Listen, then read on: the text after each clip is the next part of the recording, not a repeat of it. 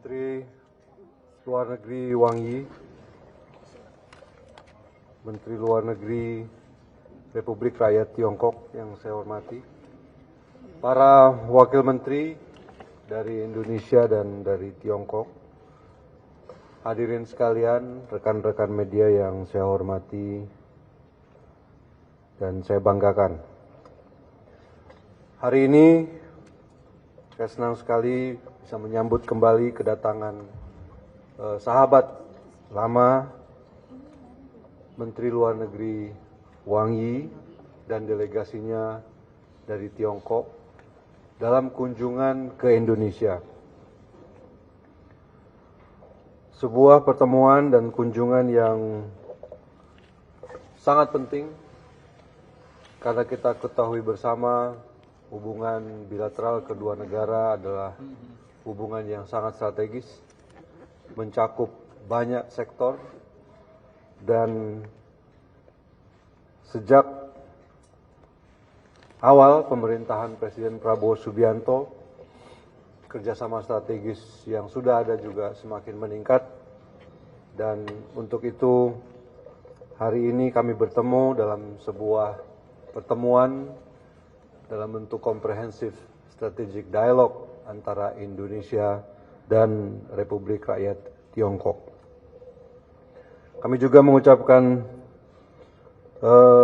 ucapan bela sungkawa kami kepada Republik Rakyat Tiongkok karena beberapa daerahnya juga seperti kita ketahui bersama mengalami bencana alam, mengalami musibah yang juga menelan korban jiwa dan kerugian material, dan untuk itu kami mengucapkan rasa simpati kami yang mendalam. Bagi Indonesia, Republik Rakyat Tiongkok merupakan mitra penting bagi pembangunan nasional dalam mendorong stabilitas, perdamaian, dan kemakmuran di kawasan. Dan hari ini, hubungan bilateral tersebut memasuki lembaran yang lebih kuat dengan diluncurkannya dialog komprehensif strategis yang pertama. Melalui platform ini kita memperkuat mekanisme untuk menindaklanjuti konsensus yang telah disepakati oleh kedua presiden, mengidentifikasi kerjasama-kerjasama baru, dan juga mengatasi berbagai tantangan-tantangan yang kita temui bersama dalam perjalanan kerjasama tersebut. Rekan-rekan yang saya hormati, saya bersama Menteri Wang Yi telah membahas beberapa hal utama. Yang pertama tentu saja adalah arsitektur kerjasama bilateral ini. Kemudian kedua belah pihak juga menyambut baik pembahasan mengenai rencana aksi 2027-2031 sebagai terusan dari rencana aksi 2022-2026. Kami juga sepakat untuk merevitalisasi mekanisme strategis di bidang perdagangan, energi, mineral, dan maritim, sekaligus menjajaki mekanisme baru antara lain di bidang karantina dan di bidang artificial intelligence. Kemudian yang kedua, tentu saja memajukan kerjasama ekonomi, dan kami apresiasi keberlanjutan komitmen Tiongkok terhadap pembangunan ekonomi Indonesia melalui peningkatan perdagangan dan investasi. Tadi Menteri Wang Yi menyebutkan bahwa volume perdagangan antara Indonesia dan Tiongkok yang 167 miliar US dollar itu merupakan sesuatu yang sangat penting, sangat perlu untuk dikembangkan. Karena angka tersebut tidak mencakup semua potensi yang dimiliki oleh kedua negara, dan untuk itu kami juga sepakat untuk terus meningkatkan kerjasama di bidang perdagangan dalam rangka meningkatkan jumlah dan angka perdagangan tersebut. Kami juga mengapresiasi keberlanjutan komitmen Tiongkok terhadap investasi di Indonesia. Beberapa waktu yang lalu, rating agency dari Tiongkok memberikan sebuah penilaian yang sempurna terhadap iklim investasi di Indonesia, dan untuk itu kami juga menyampaikan ucapan terima kasih yang sebesar-besarnya kepada Tiongkok. Karena ini menunjukkan bahwa Tiongkok memberi kepercayaan yang sedemikian besar terhadap iklim investasi di Indonesia, kepercayaan yang demikian besar terhadap ekonomi Indonesia, kepercayaan yang demikian besar juga pada langkah-langkah yang dilakukan oleh pemerintah Republik Indonesia yang dipimpin oleh Presiden Prabowo Subianto. Dan kunjungan Menteri Wangi dalam rangka Comprehensive Strategic Dialogue hari ini juga menunjukkan bahwa kepercayaan tersebut, upaya-upaya tersebut akan terus kita lakukan sebagai bentuk dan wujud dari kerjasama yang begitu baik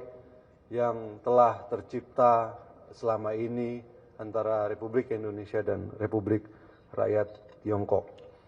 Kami juga sepakat untuk memfasilitasi perdagangan, termasuk penjajakan perluasan akses pasar dan bagi komoditas-komoditas unggulan Indonesia, dan juga kami tadi membahas mengenai kelanjutan kerjasama Belt and Road termasuk kereta cepat Jakarta-Bandung, dengan komitmen bahwa ini adalah sesuatu yang harus terus berlanjut dan perlu ada keberlanjutan pembiayaan, dan termasuk juga alternatif-alternatif peningkatan volume penumpang di rute kereta cepat ini. Di bidang keuangan kami juga sepakat untuk meningkatkan kolaborasi dalam rangka mendukung proyek-proyek pembangunan prioritas dan memperkuat transaksi mata uang lokal. Kami juga akan terus mempererat kerjasama di bidang ketahanan pangan, energi, dan mineral melalui pengembangan industri yang mendukung ketahanan nasional.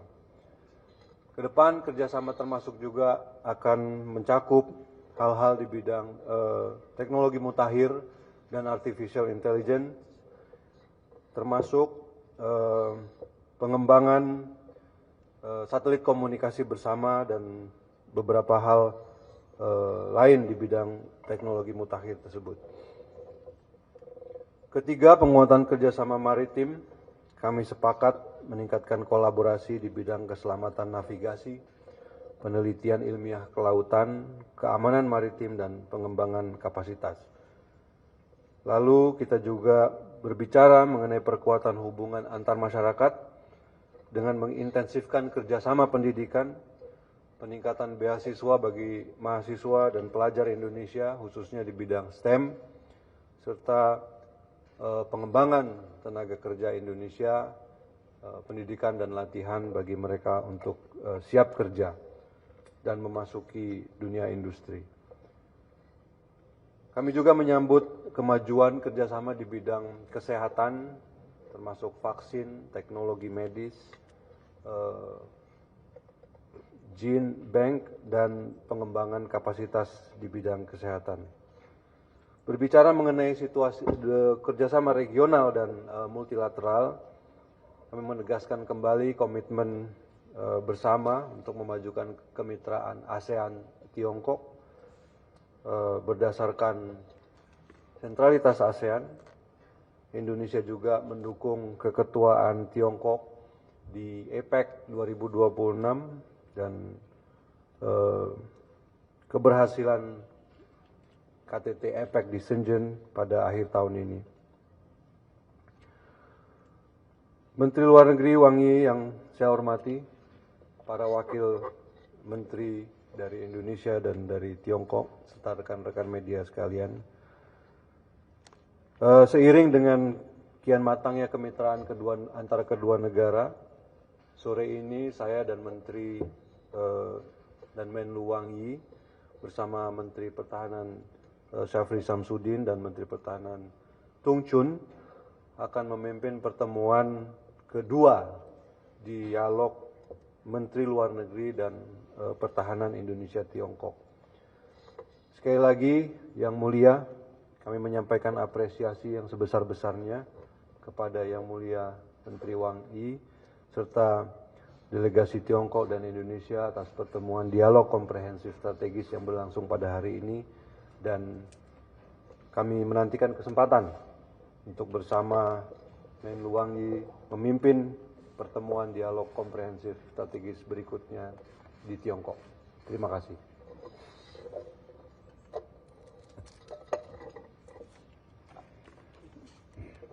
各位记者朋友，大家好。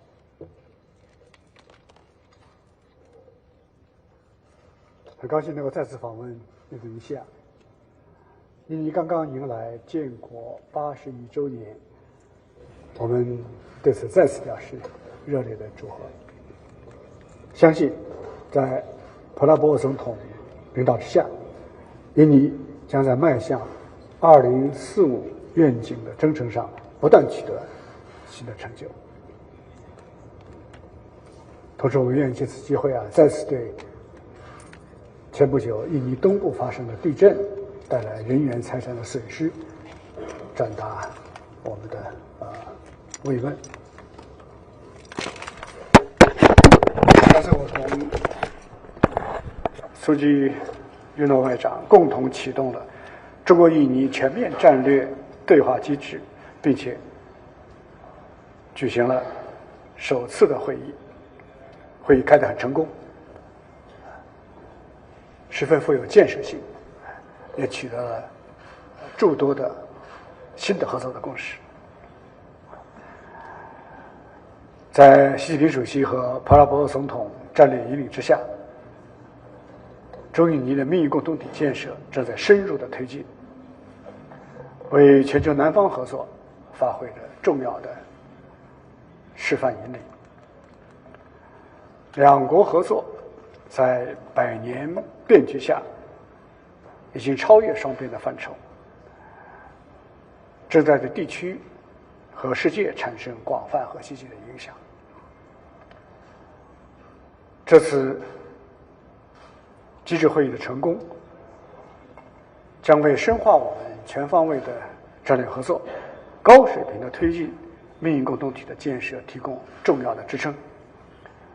并且向世界发出我们两大新兴市场国家团结合作的明确的信号。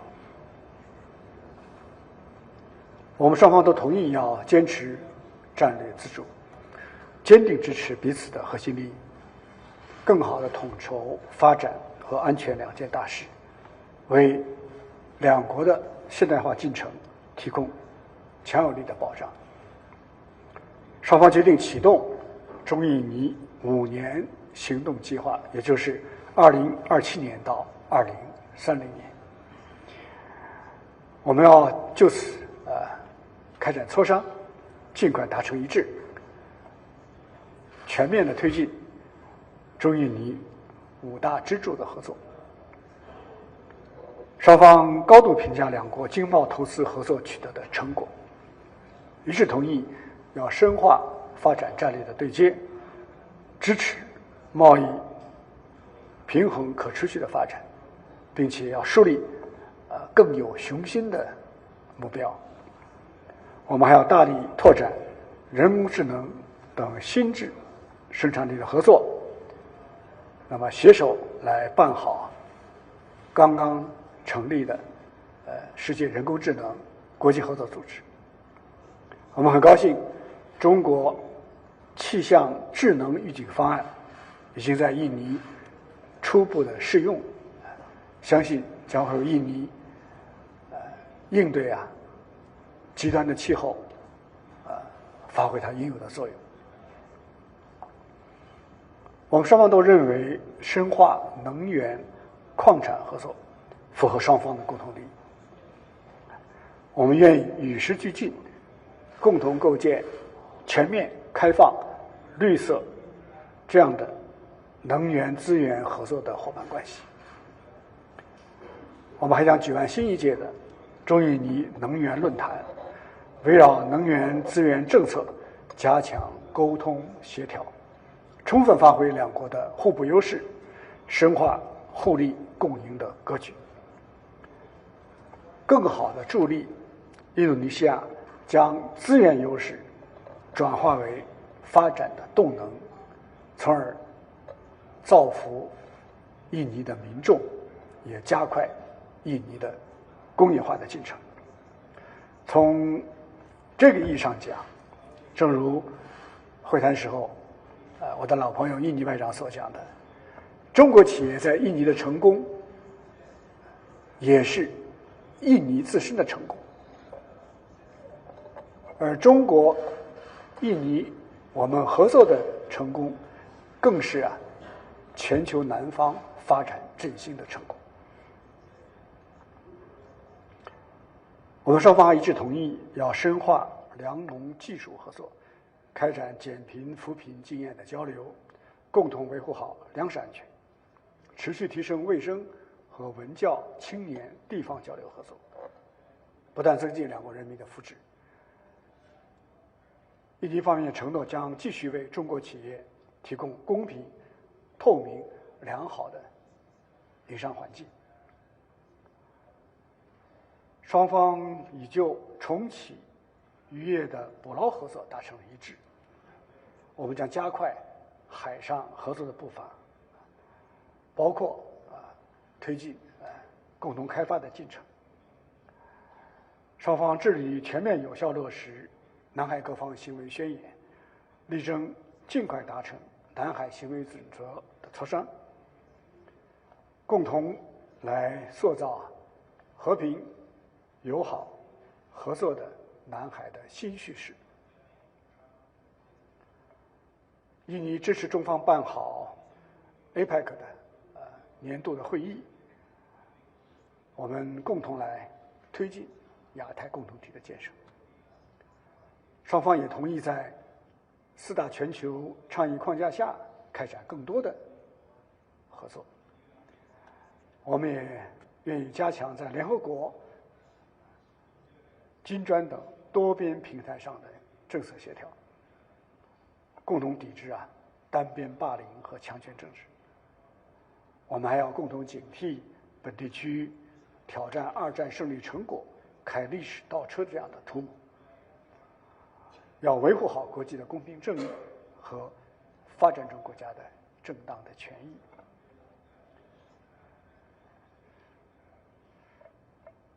今天下午，正如刚才外长先生所说，我同中国的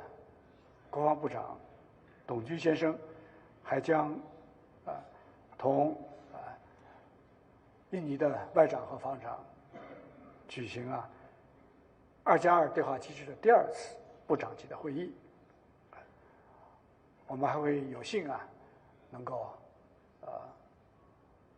同普拉波总统来进行会见，听取他的重要的意见。中方愿意同印尼的朋友们一道，遵循两国元首的战略心理，深化战略互信与合作，打造具有地区和全球影响力的中印尼的命运共同体，为地区和世界的和平与繁荣贡献中印尼我们两个国家的重要的力量。以上就是我对这次战略对话的向大家所做的介绍，谢谢各位。Thank you.